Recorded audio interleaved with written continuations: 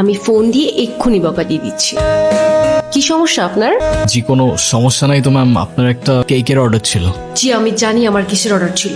এখন আপনি বলেন আপনার কি কোনো টাইম সেন্স নাই? কেকটা আমি সকালবেলা অর্ডার করছি, এখন অলমোস্ট বিকেল। এখন কেকটা যদি নষ্ট হয়ে যায় না, আপনার কিন্তু খবর আছে। এখানে তো আমার কোনো ফল্ট নাই ম্যাম, আমাকে যখনই ডেলিভারি করতে বলছে আমি তো তখনই। এই থামিন তো আপনি, আপনি কোনো কথাই বললেন না। টুকটুকি চলো তো আমরা গিয়ে কেকটা কাটি। নেন। ইটস ওকে, লাগবে না।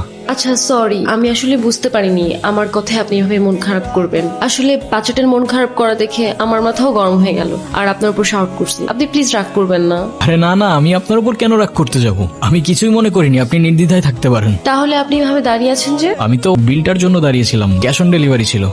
সরি, আমি একদম ভুলে গেছি। এই যে আপনার পেমেন্ট। থ্যাংক ইউ, শুক্রিয়া। আপনার নাম্বারটা দেওয়া যাবে? কেন?